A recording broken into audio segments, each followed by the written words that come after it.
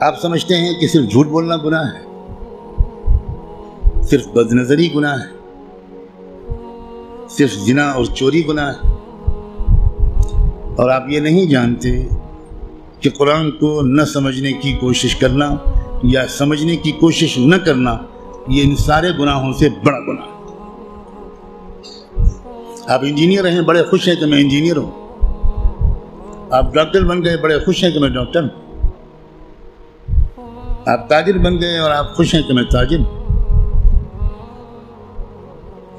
اور آپ کو اس کمی کا احساس تک نہیں ہے کہ میں کتنا بڑا محروم انسان ہوں کہ میں اللہ کے کلام کو جو صرف میرے لیے آیا تھا وہ میں سمجھنے کی کوئی کوشش ہی نہیں کی میں۔ مسلمانوں کی اکثریت، غالب اکثریت، وہ جو 5 وقت کی نماز پڑھتے ہیں وہ بھی، جو روزہ رکھتے ہیں وہ بھی، جو اپنے کو دیندار سمجھتے ہیں وہ بھی، جو کچھ دینی کام بھی کرتے ہیں وہ بھی، اس بڑے گناہ میں تقریباً سب شریک ہیں کہ وہ قرآن مجید کو سمجھنے کی کوئی کوشش نہیں کرتے اور قرآن مجید کو نہ سمجھنے کو گناہ نہیں سمجھتے یا سمجھنے کی کوشش نہ کرنے کو گناہ نہیں سمجھتے۔ تو آپ قرآن مجید کو سمجھنے کی کوشش فرض عین سمجھیں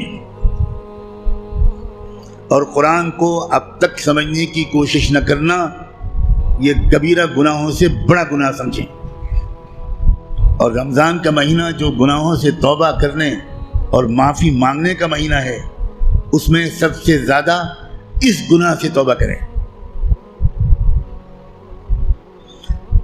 اللہ کے ہاں آپ کی بخشش اس لیے کہہ کر نہیں ہوگی کہ اللہ حضرت میں تعلیم کے حلقے میں بیٹھتا تھا اور اس میں منتخب احادیث پڑھی جاتی تھی، اس میں فضائل نماز پڑھی جاتی تھی۔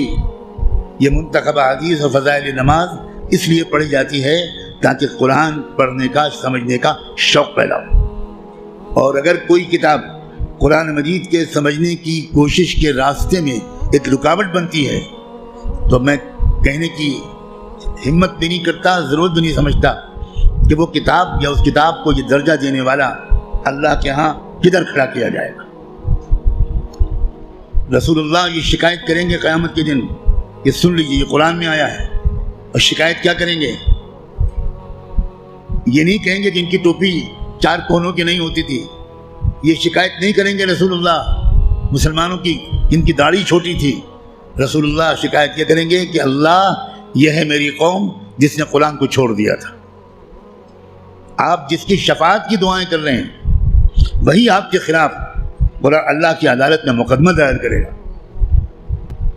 ہماری عورتیں 100% تقریباً قرآن مجید کو ٹھیک سے شاید پڑھ بھی نہیں پاتی، سمجھنا تو بہت دور کی بات ہے۔ ہم نے کبھی فکر ہی نہیں کی کیا ہو گیا، مجھے کچھ سمجھ میں نہیں آتا۔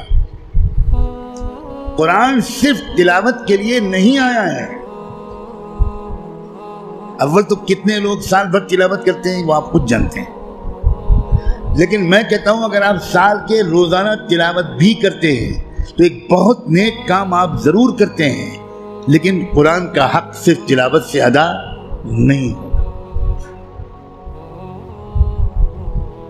آپ کے دوست کا خط آپ کے پاس آئے، آپ کی ماں اپنا خط لکھے، آپ دور کہیں رہتے اور ماں آپ کو خط بھیجے، آپ خالی اس خط کو روزانہ پڑھ لیا کریں گے بس؟ اور دوست یا ماں اگر آپ سے کوئی مطالبہ کرتی ہے تو آپ اس پر عمل نہیں کریں گے؟ یہی سلوک ہم قرآن کے ساتھ کر رہے ہیں۔ قرآن کیا ہے؟ اللہ کے خطوط کا مجموعہ ہے، لیکن ہم کو کچھ خبر نہیں کہ اللہ نے ہم کو خط میں کیا لکھا ہے۔ آپ کا دوست آپ کو خط لکھے اور آپ اس کو سمجھ نہ پائیں، آپ چین سے سوئیں گے؟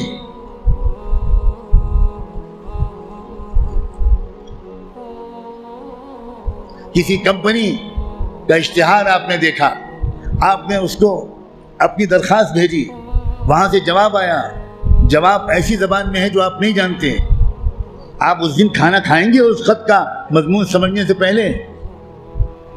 اب دوڑیں گے، بھاگیں گے، پتہ لگائیں گے کہ یہ فرانسیسی زبان میں خط ہے تو میرے شہر میں فرینچ زبان کون جانتا ہے؟ اور آپ اس کی خوشامد کریں گے کہ ذرا اس خط کو پڑھیے اور مجھے بتائیے کہ اس میں کیا لکھا ہے۔ 24 گھنٹے نہیں گزرنے دیں گے آپ، اس سے پہلے اس خط کو سمجھنے کی بھرپور کوشش کر لیں گے، اس کا جواب بھی لکھیں گے۔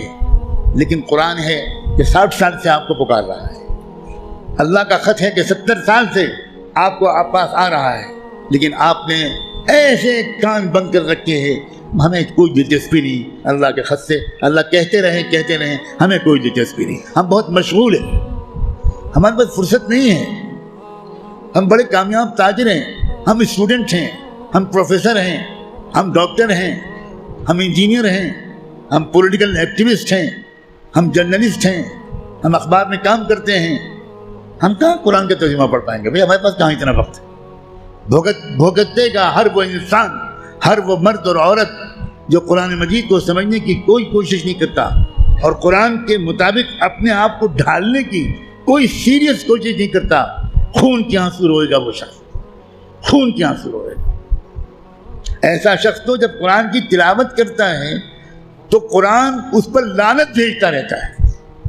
اب غور تو کریں، رب قارئ للقرآن والقرآن یلعنہ، یہ میرے باپ کی اور پیر کی کہی ہوئی بات نہیں ہے، یہ بات صادق و مصدوق رحمت دو عالم صلی اللہ علیہ وآلہ وسلم نے کہی کہ قرآن بہت سے لوگ پڑھتے ہوتے ہیں اور پڑھنے کے درمیان قرآن اس پر لعنت بھیجتا ہے، اے اللہ یہ مجھ پر یہ پڑھ رہا ہے، اس پر لعنت۔ اب قرآن کی لعنت پر اللہ تعالیٰ قبول نہیں کریں گے؟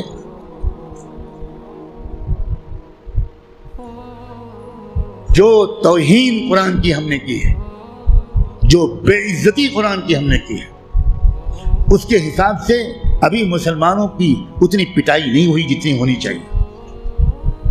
آپ اتنی پٹائی پر پریشان ہیں، ابھی تو شروع ہوئی ہے پٹائی، پھر دیکھیے گا آئندہ کیا ہوگا۔